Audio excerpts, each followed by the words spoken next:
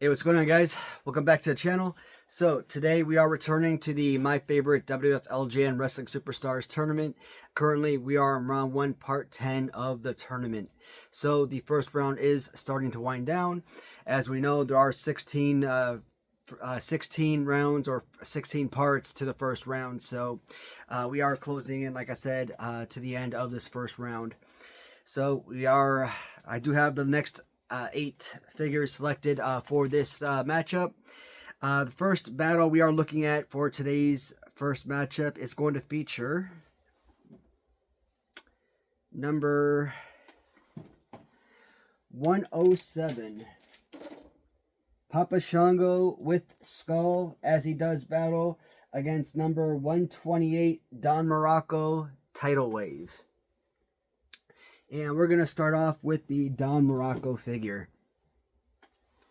So, Don Morocco was a late entry into the tournament. Now, obviously, the original Don Morocco figure was not, or is not, part of this tournament. And in fact, there was a good chance that a Don Morocco figure was not going to be part of the My Favorite LJN tournament. Out of 128 figures, obviously, I had to incorporate my newest figures, figures that were not a part of past tournaments, figures that I've acquired since last year's tournament, right? So I had to put those figures in this tournament somewhere. So that took up a lot of slots. Well, it took up some slots. I don't want to say it took up a lot. But the rest of the slots had to go to my favorite figures. And, Don Morocco from the original line, it's a good figure. It's just not great. I mean, probably somewhere in the 40 range, maybe even 50 range among the original LJN line. So if the original Don Morocco was not going to be part of that line, what else could I slot in there? I just could not pass on a Mark Hackenberg custom. Now, there were a couple of figures. There's 3 different Don Moroccos that Mark Hackenberg that he customized that I did purchase from him.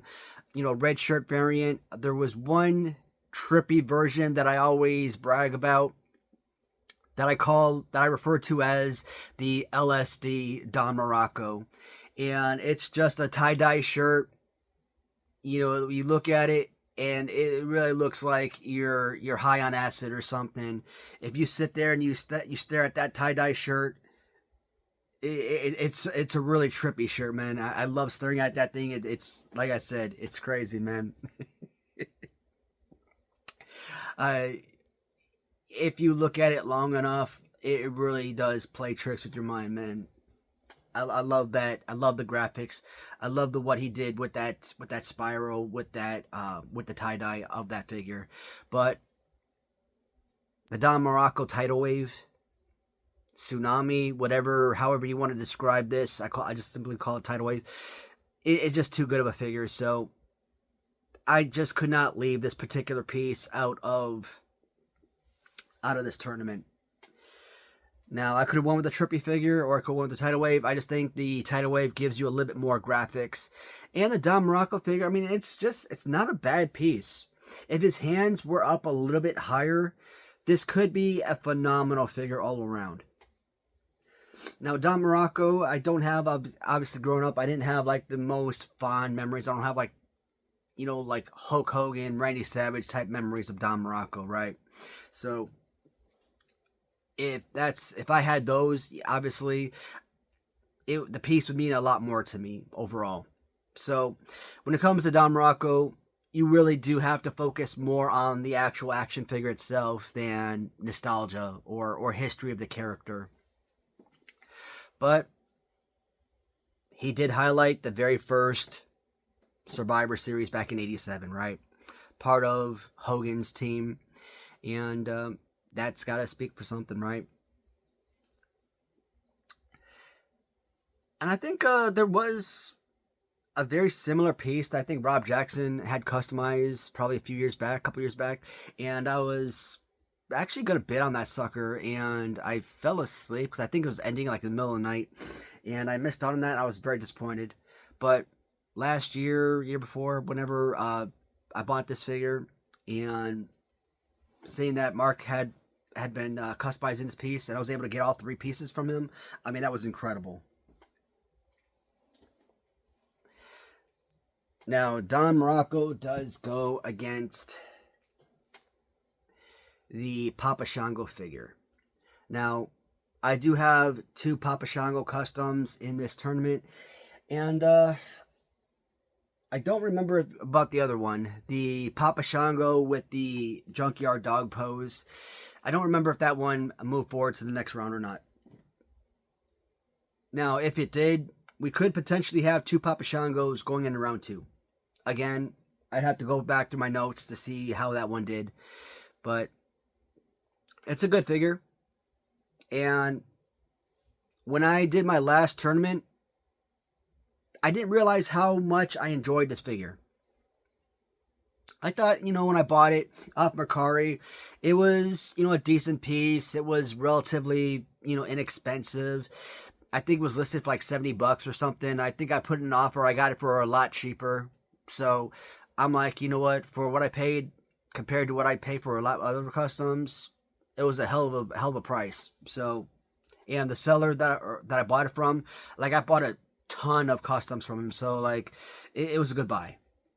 And during that last tournament, the more and more rounds I went through, the more and more I held this figure up, the more and more I talked about it, he just kept having more and more success. Like, he kept advancing further and further and further into the tournament.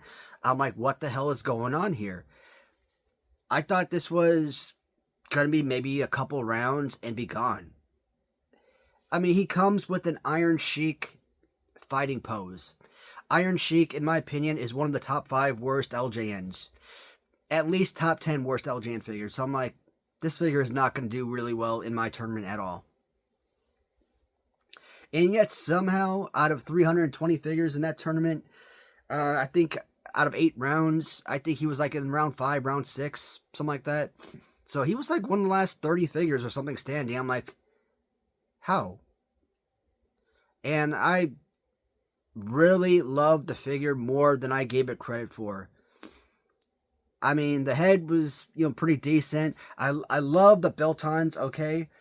The fact that this doesn't come off, all of the additional accessories with the bone necklace, the skull bone attachment, even the cape that's kind of like built on, right? It's got the different layers with the cape built on. It does give you that, I'm not going to pull it off there, but it does give you that Hasbro Series 6 Papa Shango look. So, all around, this is a fantastic piece.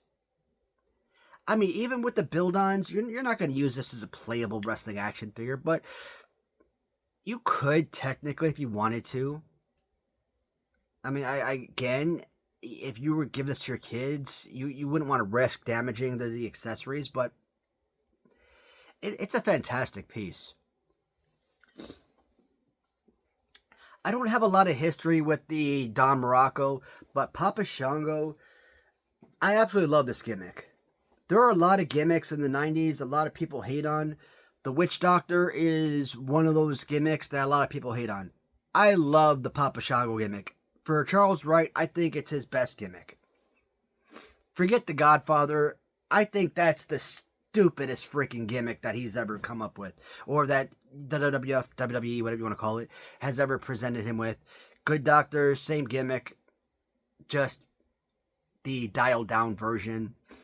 I know he himself has said he loves the Good Father or the Godfather gimmick. That's like his favorite, whatever. Forget that. Kama, I can live with Kama. I can live with the Kama Mustafa. What do I keep calling Kama Mufasa? Kama Mustafa gimmick. I can live with the boxer deal, but Papa Shango for me, that's it. I love this. Good figure. I mean, like I said, I think that Mark Hackenberg is one of the top 2, top 3, if not in the top 1. Like, literally one of the best customizers, LJN customizers on the planet. So, but I think that the Papa Shango figure is going to make another deep run in this tournament. So Shango is going to move forward to round 2. All right. Oh man, this is going to be a fun one. And it is crazy that these two figures are going to square off against each other. Number 3, Hulk Hogan, squares off against number 13, Corporal Kirchner. Now, I got quite a few Corporal Kirchner customs. I could have went with the bearded Kirchner, the stubble Kirchner, the original Kirchner. I decided I was only going to use one Corporal Kirchner in this tournament, and I decided the bearded Kirchner was going to be my selection. It's funny as heck that this is the matchup. That using randomizer.org, that this is the random selection that they chose. Imagine, if you would,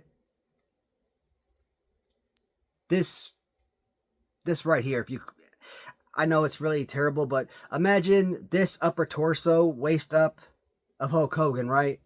Now imagine the waist down of a Corporal Kirchner. That is my dream figure.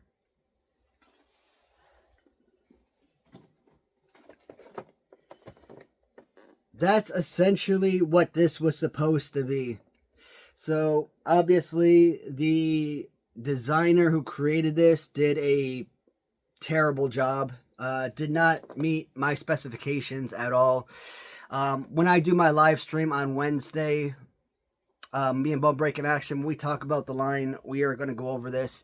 Yeah, and it sucks when you pay somebody top dollar and you got to basically, for lack of a better term, glaze them, because you got to pay guys up front, and if you don't, stroke them, for lack of a better term, you're going to lose your money, because they're going to stop work and you're going to lose all of your money.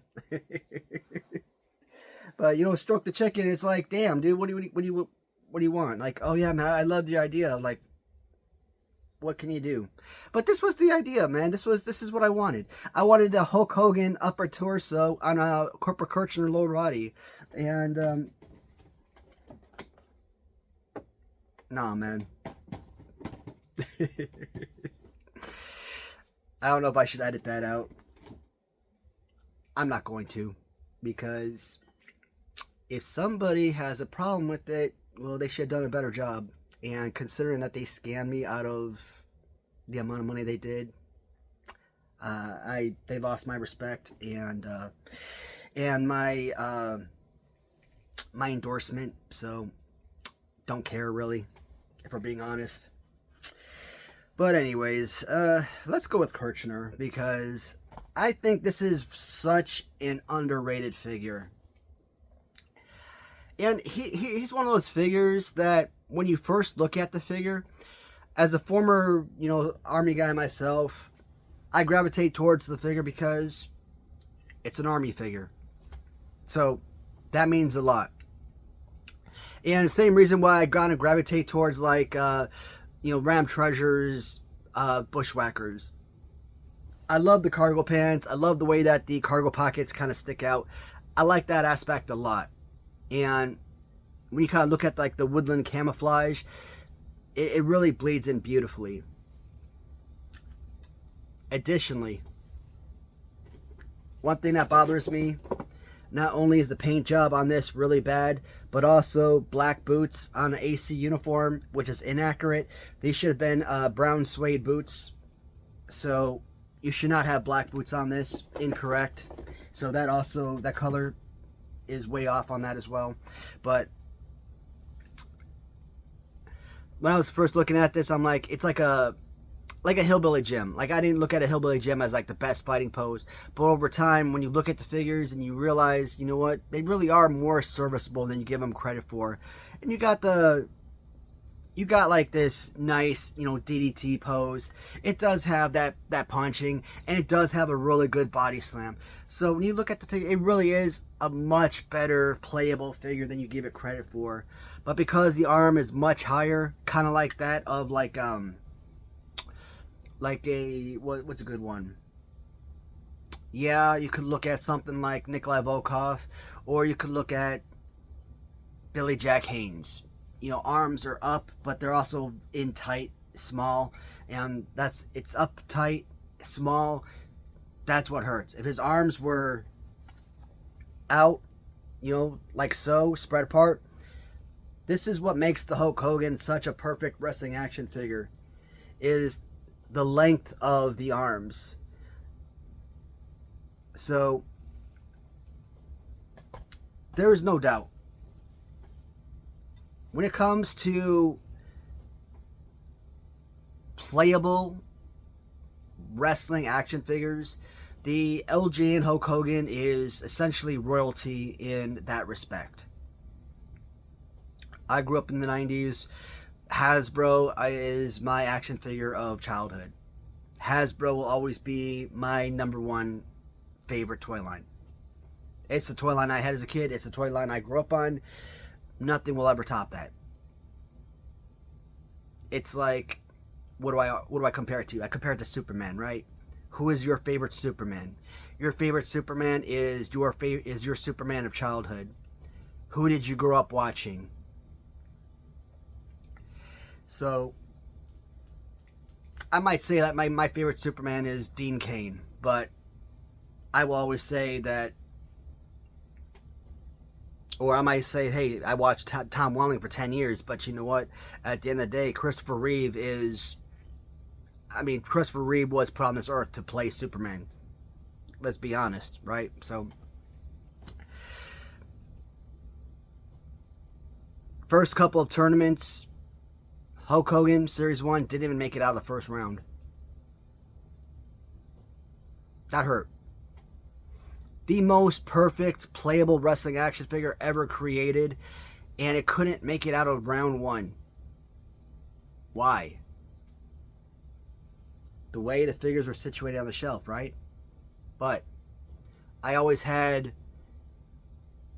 original figures squaring off against their custom figures, and Series 1 Hogan always squared off against the Series 1 custom Hogan, and the custom Hogan always won.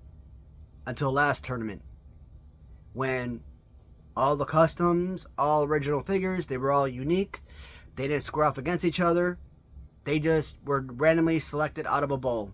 And wherever they lied, they lied. So if they happen to square off against each other in that first round, the 5th round, then that's where they square off against each other. If they didn't square off against each other ever, so be it.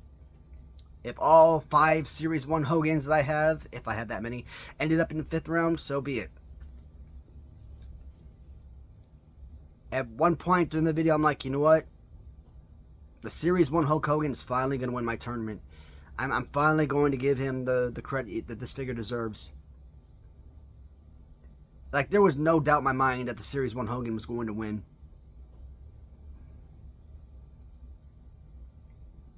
I just couldn't do it at one point. I don't remember who he lost to, but it was like the toughest decision of the entire tournament to put that figure down eventually. And I think in the first round, it was like Series 1 Hogan against Series 6 Ultimate Warrior. I'm like, I just had to throw the figures up and be like, really?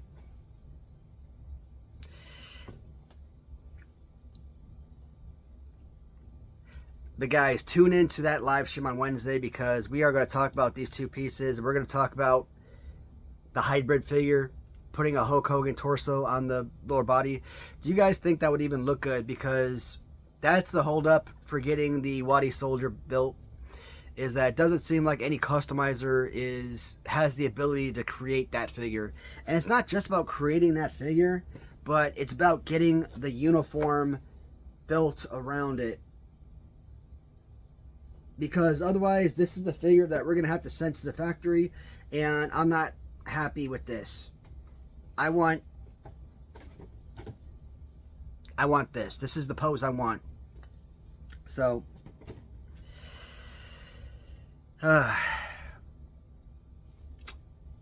Hulk Hogan's going to win this matchup, guys. But I love the bearded Kirchner. I love the Corporal Kirchner figure in general. I don't know if I put him in my top 20, but he's at least a top 25 figure, I believe, among the original LJNs.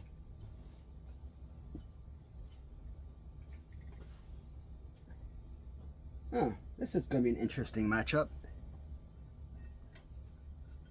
So this will feature a couple of Random Treasure figures, starting with number 116, Butch Reed Gsloob 2-Up, as he does battle against number 82, Steve Williams. Let's start off with Steve Williams. So, Dr. Death Steve Williams. And when I first got this figure, I didn't like it. And there was a time when I was looking at Random Treasure figures, and for like a while, like they were coming out with figure after figure, and I'm like, I was not liking their selections. Whether it was character, and it wasn't so much characters either. Like I've always said, I didn't care about the character selection, even if it was somebody I didn't know anything about. A good figure is a good figure. Okay, so you could put up Joe Schmo up on the website. If you create a good figure, I'm gonna buy it. But so it doesn't matter if it's some random figure. As long as it's a good piece, I'll enjoy it. But they were just coming out with bad figure after bad figure after bad figure. It was driving me nuts. And like, Volume 2, Rick Rude, Steve Williams, Mil Mascaris. They were coming out with Ivan Putski, and just a ton of really bad figures. Just bad figure after bad figure. I'm like, is it time for me to like stop supporting, because these are like crazy expensive pieces, right? But no, I did my diligence. I kept supporting the company, kept spending a fortune buying all the figures, and eventually I did start to enjoy this figure a little bit more. And I think at one point I was doing my least favorite LJN tournament, and I think this figure might have been in that tournament, if I'm not mistaken. I could be wrong, but I'm pretty sure this figure made that list of my least favorite LJNs. And go figure that this figure is now on my list of my most favorite LJNs. So this is what I'm talking about why I make these tournaments every year. Because your opinions are always changing. A figure that I really didn't care about once upon a time, the more you look at it, the more you talk about it, you feel differently about things. And the pose, it is what it is. It's not a great pose. It's not anything you would use, as a kid. You couldn't really play with this. It sucks. It's an average piece. The head sculpt is fine. I like it. I've always said I've been a huge fan of the knee pads and the boots. I think the color scheme that went into this, especially kind of like the little waves or like teeth marks or so that went into the boots, like I really loved that aspect with the dual color scheme of the boots. So guys like Arn Anderson, well, maybe not that boots, because I got the gray and black. And I hate that. I should have gotten the actual Gsloob, white and red. But guys like Tully Blanchard and Steve Williams, Dustin Rhodes, guys like that, right, with the beautiful red and blue, or red and white. Barry Wynn would be another one with like awesome color schemes to the boots, right? I like that stuff a lot. So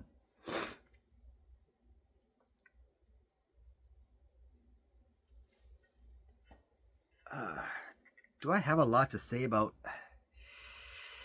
I don't have a lot of history about Steve Williams. I mean, the most knowledge I can remember about him is... What was it, 87, I think? When he beat Bubba Rogers, Bossman, for like the WWF championship. And obviously, Bubba Rogers defeated, One Man Gang for that same title. the whole Doctor Death thing. I mean, he had that moniker back in like college, so he's had that for a long while. But he started wrestling back in like the early '80s, and this guy's sad.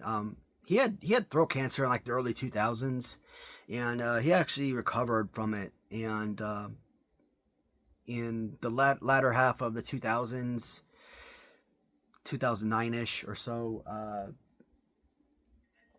he passed away, which really sucked, man. Kind of like same deal with Butch Reed. He's no longer with us either. And Butch Reed actually, he died very recently within the last few years. He actually died from freaking COVID. I mean, what kind of crap is that, right? Yeah, I mean, he died in like 2021, I think. Complications from COVID. So you're seeing all these deaths, right?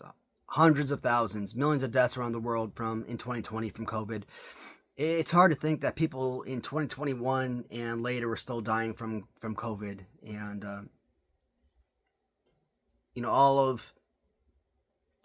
all the medicine, all the Moderna, what's it called, Moderna or whatever, and all that other stuff that was given out, and people were still contracting disease. Like, what the hell? But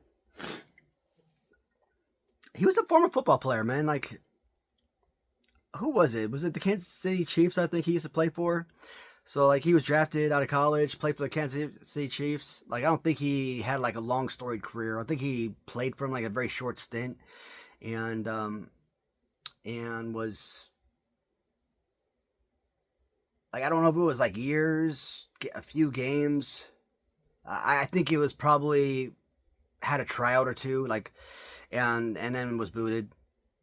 Like I said, I don't have a lot of knowledge about his football history, but I know he was a football player, and then he started wrestling, I think, in the late 70s, I want to say. But I mean, he had a lot of success. WWF, he was a natural Butch Reed, and went to WCW, tag team with Ron Simmons. Tag team Doom, won tag team titles over there. Oh, I found this interesting. I just learned this recently. He went by the moniker Hacksaw, and which I find funny is he actually had feuds with Hacksaw Jim Duggan in the 80s. So he himself went by the moniker Hacksaw, and then he obviously had feuds with Hacksaw Jim Duggan. So I thought that was pretty cool. Among the Gsloob line, I'd probably say this is like the number 3 best figure. Especially from Series 1. From Series 1, Sid Vicious, Barry Windham, Butch Reed. Your top 3 best figures.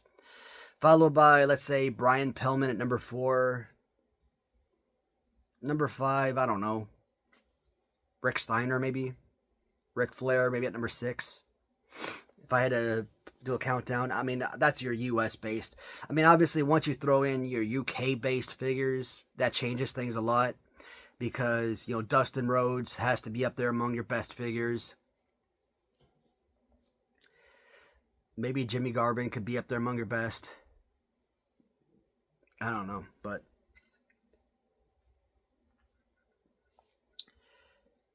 absolutely love this piece. He definitely has the color that I really enjoy. Like, eye-popping colors.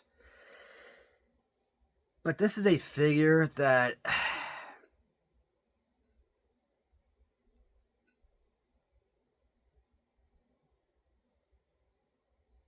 I think the other Butch Reed in this tournament has the same pose. And I kind of made this argument before. If I put this Butch Reed against the other Butch Reed, who would win?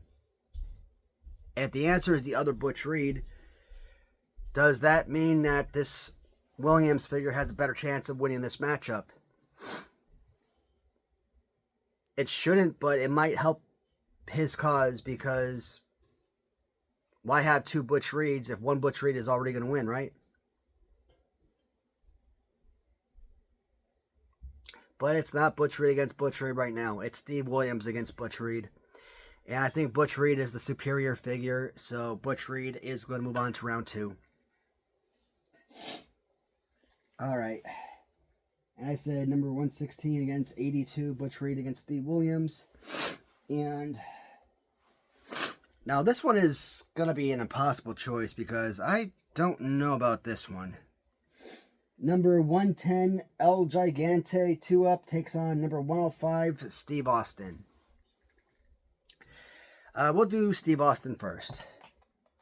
Here is another one of those figures that, like Papa Shango earlier, I thought, you know what? Maybe this figure would last maybe a couple rounds, maybe 3 if he's really lucky in the last tournament, and he'd be gone. It's a glorified Iron Sheik custom. This was not something that was going to do really well at all. But it works. The Steve Austin figure just worked. Like the Iron Sheik, because he was already bald, man, like it worked for Steve Austin. The face paint, you were able to add just enough to this figure where you didn't have to cut off the head and put a Steve Austin head on there. Just a little bit of face paint, right? An Iron Sheik is simple enough to fill in where it looks like Steve Austin. You know, you're talking 1980s technology, right? You don't have to do a bunch of changing to this to make this look like a 3D printed head from today's technology, okay? That is Steve Austin. If you're looking at this as an 80s toy, right? You're doing enough to the hand, right? So it's like, even with the finger, they popped a hole in there, so it's like where they're giving you that gap right in the middle. So they're not just leaving it that filled in right there. So that's pretty darn cool that they did that part right there. I love that. Give you that little chain accessory, little the vest, you know, get built on shorts and stuff. I mean, knee pads. I mean, this is a fantastic piece. Like, here is another one, like Papa Shango. Where did this one go last time? 5, 6 rounds? How was a figure I thought was going to be out after a round or two, making it to like the last 30 or so figures out of 320? A figure I didn't think was going to do well at all. Every time I brought him up, round after round, I just could not put him down. And it's not like he was just going against nobodies. He was going against some high quality figures round after round and just kept winning. I just absolutely loved the figure. Even the beer can built into the hand. I mean, just all around was just an amazing piece. Now, he does go up against the 2-Up of El Gigante. This thing is freaking massive. A lot of people hate on the Series 2 El Gigante, and I'm in the same boat. I think that Haku, LJN, Grand Toys, Series 6, probably top 5 worst LJN figure. The hands up like so. You know, waist down with the pants, good design. The play pose makes it a terrible, terrible figure. And El Gigante, he's even worse because his hands are, you know, Haku to El Gigante. So, but if you take away the play pose, this look is incredible. And like Brian Pillman, you know, Brian Pillman, he's kind of slouched over. He's got the open hands. I love the way that the Brian Pillman is kind of slouched over the same way. So it's not like, you know, Sting where they're straight up. They kind of have that slouched bodies. So I'm okay with this. This outfit is fantastic. So I'm actually a big fan of the El Gigante figure in general. Play pose sucks, but the overall design is really good. I am waiting for the Hasbro style El Gigante to be created. I'm not going to get up and grab the other one I have made, but this is insanely good. Now you think Ted Turner, owner of the Atlanta Hawks, he had just drafted Jorge Gonzalez, right? And here's another guy, like Butch Reed. He was drafted, couldn't make the team, he was cut. But you have this beast of a guy, 7'7". How do I make use of this man? I also own World Championship Wrestling. I may not be able to use him in professional basketball. I might be able to use him in professional wrestling. Bring El Gigante in to WCW. Give him this gimmick, man. I mean, he was this massive beast, right? And what's the sad thing is, when he went back home, he died poor. Like, he was not like this wealthy man at all. You think he would have gotten some kind of signing bonus from the Hawks? He would have made some money wrestling from WCW, and then later on Giant Gonzalez in WWF. No, special guest role on Baywatch. I mean, I assume he had other guest roles in movies or TV or something, but no, he really didn't, and it's sad. I mean, this isn't, like I said, but this is awesome. I was so happy when Ram Treasures finally released this particular piece. This was like a fifth or sixth round figure last time. I think I'm going to shock some people, but I'm going with El Gigante this time. This hurts. Knowing how successful this figure was, knowing he can continue to be so successful in this tournament, but I really like this piece. And being that this is his first tournament, I really think this one can do some damage in this tournament. Not saying he can necessarily win it, but I think he can go very far. So, El Gigante is going to be pushed into round 2. So, guys, as always, thank you for tuning in.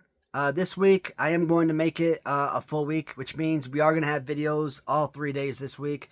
Sunday, Tuesday, and Thursday.